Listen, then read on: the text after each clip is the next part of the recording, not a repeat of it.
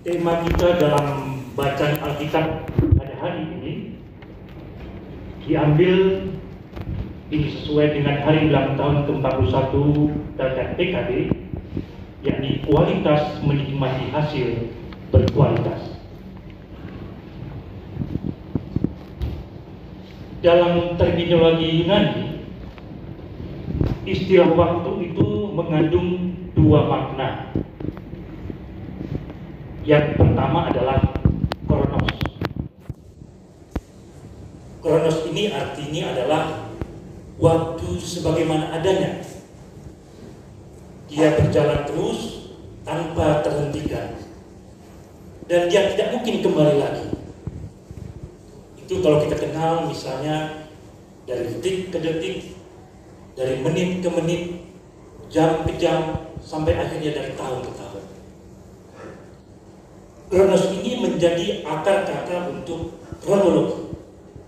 Mungkin kalau kata kronologi kita sudah pernah mendengar dan memahaminya, yaitu urutan waktu dari suatu peristiwa.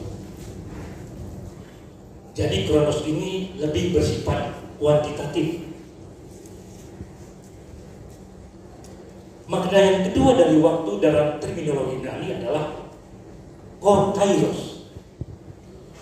Kairos itu bermakna hal-hal yang bernilai atau berkualitas pada suatu peristiwa dalam kronos. Jadi kairos itu ada di dalam kronos. Mungkin simpelnya adalah bahwa kairos itu adalah suatu peristiwa yang berkualitas dan bernilai bagi manusia yang dalam waktu-waktu terjadi atau dia ada di dalam kronos. Maka kita sering mendengar istilah momentum. Jadi biasanya kata momentum itu adalah sesuatu yang dahsyat yang terjadi dalam satu waktu, atau kata-kata kesempatan, atau lebih kerennya lagi quality in time, kualitas dalam satu waktu. Nah, kenapa saya mengutarakan tentang waktu pertama sekali dari bacaan kita pada pengkhotbah ini? Kalau kita baca tadi dalam pengkhotbah, hendaknya kalau menurut saya kita baca dari ayat 1 tadi. Tapi kalau dalam berikut mulai dari ayat 3 sampai dengan 11. Tapi saya atau mungkin teman-teman atau adik-adik atau bapak-bapak dan ibu coba baca di ayat 1 dulu sampai dengan 11. Maka kalau kita dari ayat 1 sampai dengan 11, pembacaan kita pada hari ini, saya bisa simpulkan ada dua kata-kata atau dua kalimat penting. Yang pertama adalah segala sesuatu itu adalah sia-sia, dalam ayat 2 yang tidak kita baca, dan menjemukan dalam ayat 8. Kalau segala sesuatu sia-sia dan menjemukan, maka pada kalimat berikutnya, apa gunanya dalam ayat 3? Ya dong, kalau segala sesuatu dikatakan sia-sia, menjemukan atau membosankan, apa gunanya? Tentu kita juga bertanya, apa gunanya kita berada dalam ruang ibadah ini? Sia-siakah? Atau mungkin menjemukankah karena tiap minggu kita harus pergi beribadah?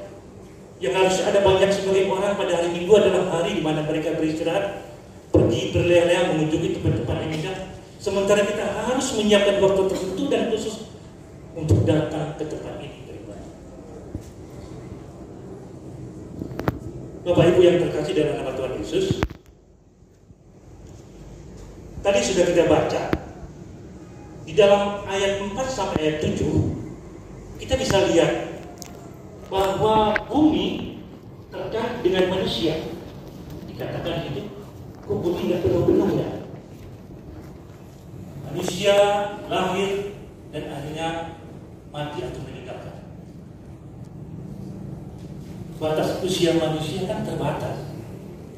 Kalau menurut perjanjian lama, dalam Kejadian 6 ayat 3 hanya 120 tahun.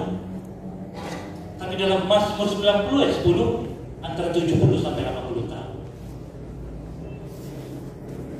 efek mungkin rata-rata manusia sekarang ini ya 70 dan kadang-kadang kalau dalam 20 bonus. Tapi bukan itu yang perlu. Bukan lamanya hidup manusia yang kita pentingkan. Tuhan Yesus saja hidupnya cuma 33 tahun di dunia. Tapi kualitas yang dia tunjukkan dalam hidupnya luar biasa. Lalu kita lihat tentang matahari. Setiap hari matahari terbit dari timur, terbenam sebelah barat. Begitu terus berputar. Lalu kita lihat juga angin. Angin berembus dari selatan ke utara, kemudian berbalik lagi berputar. Lalu sungai dalam kaitannya dengan laut. Kalau laut tidak penuh-penuh, padahal air sungai terus mengalir dari segala penjuru. Itu adalah bagian daripada siklus di mana alam ini berproses.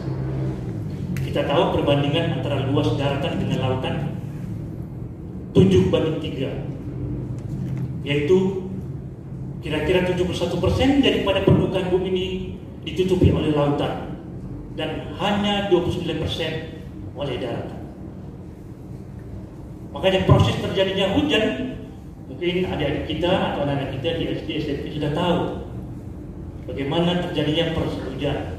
Pertama matahari bersinar, menyinari lautan yang menjadi sumber air, ada waktunya naik ke atas, kemudian ditiup angin masuk menuju ke pegunungan.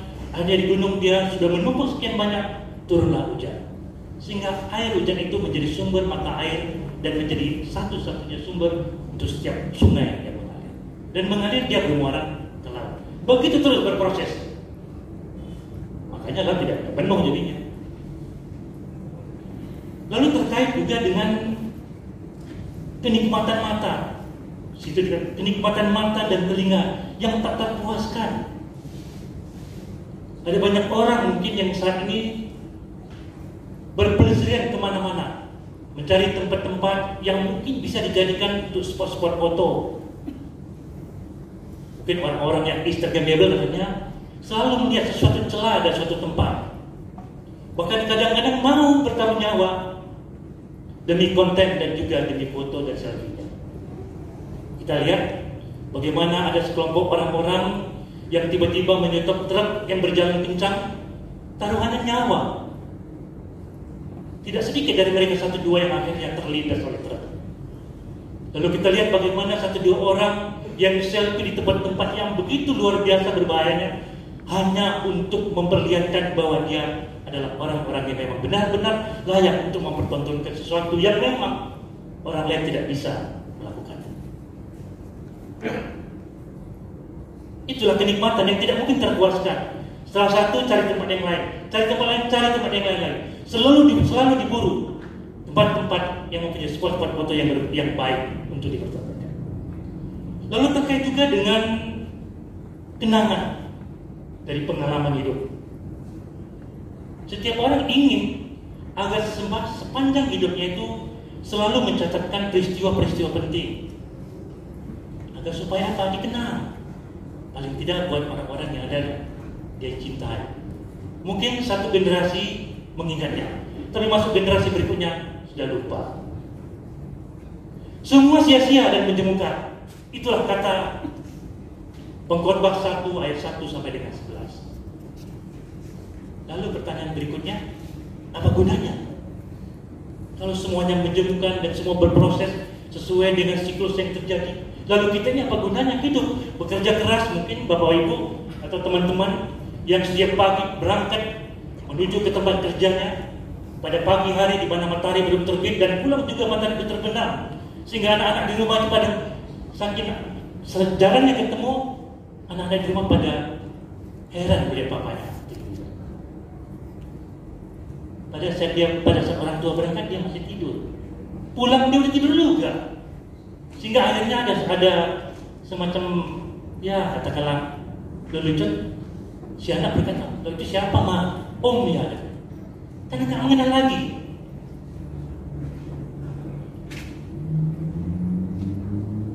Membaca Pengkhotbah 1 ayat 1 sampai dengan 11 ini yang segala sesuatunya sia-sia dan menjemukan, itu membuat kita pesimis. Dalam satu buku Irfan Suryana dan bukunya Sebuah Seni Berpikir Positif, di situ disebutkan pesimis itu adalah rasa ketidakmampuan yang dirasakan seseorang karena tidak percaya diri. Jadi karena tidak percaya diri sehingga menimbulkan rasa ketidakmampuan yang dirasakan.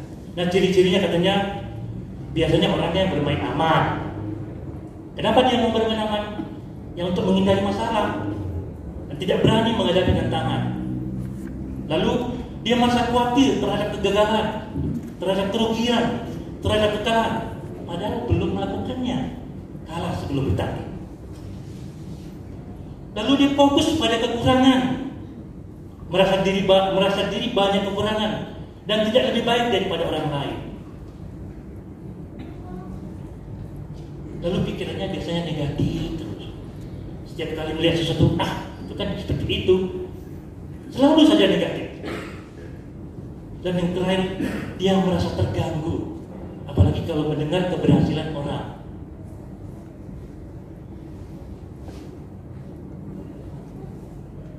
Ya, kita nggak tahu apakah karena dulu pernah kecewa terhadap suatu usaha dia tidak berhasil, artinya dia tutup kuping terhadap suatu keberhasilan diraih seseorang. Hati-hati Bapak Ibu, sadar atau tidak sadar rasa pesimis ini melanda kita. Apalagi kondisi sekarang, kondisi pandemi yang belum berakhir. Harapannya mungkin sebulan-sebulan yang lalu ya kondisi sudah melanda ya, tiba-tiba menaik lagi, sehingga menimbulkan rasa khawatir dan pesimis juga bagi kita. Kapan berakhirnya? Nah, dampak yang paling serius terhadap pesimis ini adalah depresi, atau mungkin secara fisik dan mental juga terganggu. Jangan sampai kita menjadi pesimis terhadap situasi yang ada, apalagi membaca kitab pengkhotbah tadi. Lalu pertanyaan berikutnya seperti saya katakan tadi dalam 3, lalu apa gunanya ya?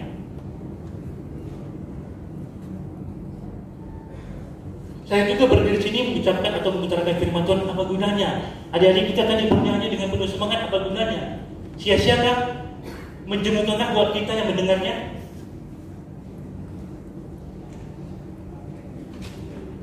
Jadi segala sesuatu, kalau dia tidak ingin dia percuma dan sia-sia dan menjadi tidak berguna, maka kita harus maknai dengan hal-hal yang berkualitas. Nah, untuk menghasilkan sesuatu yang berkualitas, tentu prosesnya juga harus berkualitas. Kita ingat mungkin cerita tentang talenta, cerita tentang kerajaan surga yang diungkapkan oleh Yesus. Dia bercerita tentang bagaimana seorang Tuhan yang akan pergi jauh meninggalkan hamba-hambanya. Tapi sebelum dia pergi, dia menitipkan talenta. Dia berikan 5, 2, dan 1 talenta kepada 3 orang masing-masing. Dan pada saat dia kembali, apa yang dia peroleh? Yang memperoleh 5 dan 2 talenta tadi, dia kembalikan. Masing-masing berlaba 5 dan 2. Apa apresiasi yang dilakukan oleh Yesus terhadap mereka? Kinerja kamu baik, katanya. Kamu baik dan setia. Itulah apresiasi Yesus buat orang-orang yang bekerja dengan baik, dengan berkualitas. Kamu baik dan setia. Maka rewards-nya adalah kamu akan diberi tanggung jawab yang lebih besar, dan kamu berhak kebahagiaan bersama dengan Tuhan. Lalu buat yang satu, dia katakan, saya tidak menghasilkan laba. Apa jawab Yesus mengapresiasi orang seperti itu? Kamu jahat dan malas. Maka kamu bukan dapat reward, kamu dapat punishment. Yaitu apa? Kamu tidak akan diberi tanggung jawab lagi. Bahkan apa yang ada padamu akan diambil dan diberikan kepada orang yang bertanggung jawab. Dan sebagai gantinya ada sebagai punishmentnya adalah penderitaan, karena kamu akan dicampakkan dalam dunia yang gelap, yang paling gelap. Jadi Yesus juga mengapresiasi satu kerja keras dan kualitas. Itulah yang seharusnya kita lihat. bahwa setiap usaha yang berkualitas tentu akan menghasilkan reward yang berkualitas juga. Saya percaya adik-adik ini juga dia menyisihkan waktunya dan kesempatannya untuk berlatih, sehingga menghasilkan lagu-lagu dan puji-pujian yang luar biasa yang cukup berkualitas. Itu kalau kita lihat dari usianya masih muda. Saya sangat bersuka cita karena tema ini nanti ada keterkaitannya juga dengan anak-anak kita yang kecil. Jadi sebagai aplikasinya yang mungkin saya bisa utarakan adalah dari bacaan kita tadi, yang pertama adalah pergunakanlah waktu dengan kegiatan yang berkualitas untuk mendapatkan hasil yang berkualitas. Jadi kalau dalam terminologi Yunani tadi kairos dan kronos, maka kita mulai mau mengisi kairos dalam kronos. Kairos adalah hal-hal atau peristiwa yang berkualitas dalam kronos. Itu yang kita ingin isi, dan termasuk adik-adik kita ini. Dia mengisi kronos dengan kegiatan-kegiatan berkualitas. Bapak Ibu yang terkasih dalam nama Tuhan Yesus, kira-kira 10 atau 20 tahun ke depan, tepatnya dimulai tahun 2030 sampai dengan 2040, bangsa Indonesia akan mendapatkan suatu rezeki yang dikatakan bonus demografi atau demographic dividend atau demographic gift. Itu bonus demografi yang kita peroleh karena jumlah angkatan kerja usia 15 sampai 65 tahun itu lebih besar daripada usia angkatan tidak bekerja atau non kerja. Usia 0 sampai 14 tahun dan usia di atas 65 tahun orang-orang yang kita suntikan. Pada saat itu, berdasarkan prediksi, jumlah penduduk Indonesia akan mencapai 294 juta. Pada jumlah 294 juta itulah, maka perbandingan antara jumlah orang katakanlah yang berproduk yang angkatan kerja yang produktif tadi dibandingkan yang non produktif tadi ini lebih besar. Pada saat itulah katanya kita akan mendapatkan the windows of opportunity. Jadi suatu kesempatan yang akan kita peroleh jika kita mampu memanfaatkannya semaksimal mungkin. Ini didasarkan kepada rasio ketergantungan atau dependensi rasio, di mana orang-orang yang tadi yang non produktif berjumlah lebih sedikit dibandingkan jumlah orang-orang yang produktif.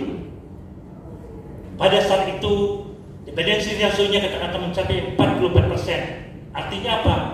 Dari setiap 100 orang yang produktif angkatan kerja, dia menanggung 48 orang usia angkatan non kerja yang tidak berproduktif. Jadi ini bisa berproses dan meningkatkan kesejahteraan manusia. Kalau apa? Kalau kita bisa memanfaatkannya. Kalau tidak, ini yang kata Pak Jokowi akan menjadi bumerang yang menjadi toksik buat kita. Karena apa? Kalau kita tidak mampu memanfaatkan jumlah angkatan kerja yang lebih dibandingkan jumlah angkatan non-produktif tadi, maka pengangguran yang terjadi, tingkat kesejahteraan akan menurun. Maka cara satu-satunya adalah menghasilkan sumber daya yang berkualitas dan menyiapkan lapangan kerja. Jadi adik-adik kita ini 15 tahun atau 20 tahun kemudian, dia adalah orang-orang yang masuk dalam angkatan kerja yang produktif. Apa yang harus kita lakukan kepada mereka agar pada saat pada saat bonus demografi itu dapat kita peroleh? Kalau kita orang tua mengabaikan kualitas pendidikan, kualitas pembimbingan yang kita lakukan, maka jangan bermimpi kita bisa mendapatkan bonus demografi tersebut. Kita akan terpuruk terus ke dalam lembah kemiskinan. Dan bonus demografi ini hanya terjadi sekali dalam suatu negara. Beberapa negara sudah mengalaminya dan mencapainya secara optimal. Contohnya Korea Selatan, Jepang, dan Malaysia. Kita lihat bagaimana pertumbuhan ekonomi mereka, bagaimana mereka yang tadi melonjak dari negara yang berkembang menjadi negara industri, karena mereka mampu memanfaatkan bonus demografi tadi. Jumlah angkatan usia kerja produktifnya lebih banyak dibandingkan yang produktif. Disitulah mereka berproses memanfaatkan dengan sebaik mungkin. Lalu buat kita gereja, Harus dong kita memanfaatkan anak-anak atau adik-adik kita yang pada saat 15 sampai 20 tahun nanti adalah usia-usia di mana usia emas dia. Dan kita harus memanfaatkan dia dalam arti kata yang positif ya. Bahwa mereka lah nanti menjadi tiang dan penjaga daripada pelayanan yang kita lakukan pada kemudian hari. Makanya kita orang tua harus siap menyisihkan waktu, tenaga, pikiran kita untuk anak-anak kita, agar mereka menjadi tenaga-tenaga yang handal, yang bisa berkualitas, yang bisa berjuang dan berkompetisi dengan tenaga kerja yang lain. Sekarang batas antar negara tidak ada, semuanya serba transparan, sehingga kompetisi itu berjalan dengan begitu luar biasanya. Yang tidak mampu compete dan berkompetisi akan tertinggal jauh dan jatuh dalam lembah. Lalu yang kedua adalah apa yang harus kita lakukan juga. Coba kita lihat di dalam Efesus 5 ayat 15 sampai 18. Kita buka kita.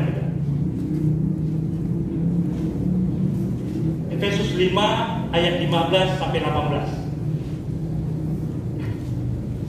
Kita baca mungkin ayat yang pertama ayat 15 sampai 18. Kita baca ya. Pertama-tama adalah perempuan ayat 15 dan seterusnya nanti bergantian laki-laki. Efesus pasal 5 ayat 15 sampai 18 yang menyatakan perempuan. Karena itu perhatikanlah dengan sesama bagaimana kami dulu, janganlah seperti orang bebal, tetapi seperti orang arif. Laki-laki.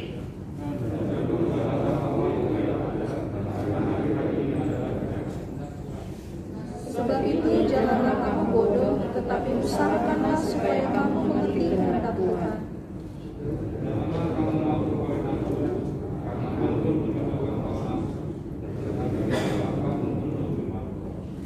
Terima kasih.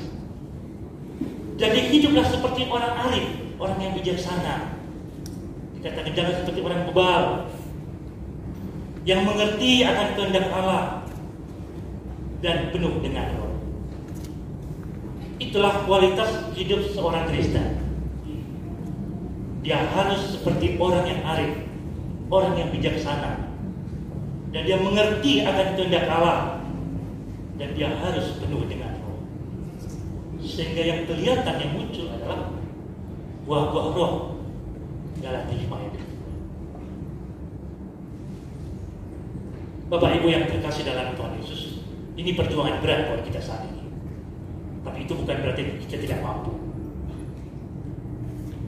Terkait juga dengan hari ulang tahun dari Belkat PKB yang ke-41 untuk kaum Bapak. Tema tadi cukup menyentuh kita. Paling tidak apakah kita Bapak-Bapak ini sudah memang Bapak-Bapak yang berkualitas.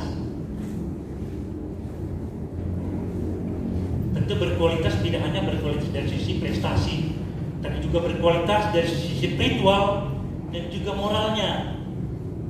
Karena kita orang tuanya yang menjadi role model dari anak-anak kita. Kalau kita berhasil, anak-anak itu juga merasa bahwa dia punya figur, punya contoh, punya teladan yang bisa dia banggakan. Tapi kalau tidak,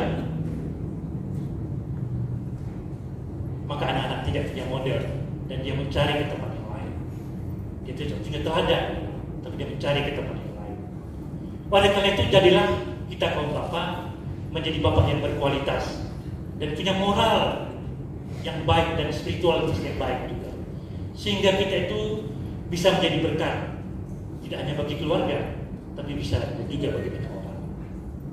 Itu tantangan buat kita. Apa yang kita lakukan akan dicontoh oleh anak-anak kita. Makanya hiduplah berkualitas agar anak-anak kita juga dapat berkualitas dalam menyongsong masa depan. Terakhir, saya akan bacakan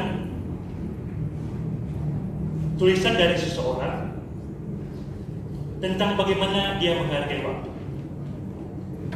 Saya bacakan ya. Seorang penulis terkenal mencoba menggambarkan makna dari sebuah waktu sebagai berikut. Jika ingin tahu makna 1 tahun, bertanyalah kepada siswa yang tidak naik kelas.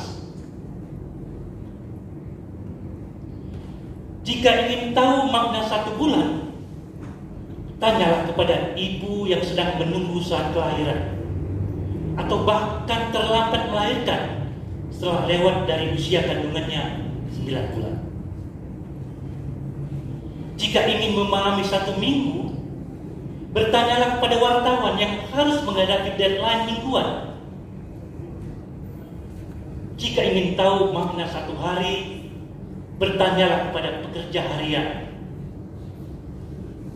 Jika ingin mengetahui makna 1 jam, bertanyalah kepada pasukan pemadam kebakaran dalam misi pemadaman. Jika ingin tahu makna 1 menit, bertanyalah kepada orang yang terlambat tiket pesawat. Jika ingin tahu makna 1 detik, bertanyalah kepada pelari yang kalah saat masuk garis finish. Jadi apa makna waktu bagi kita? Terima kasih, Tuhan Yesus memberkati.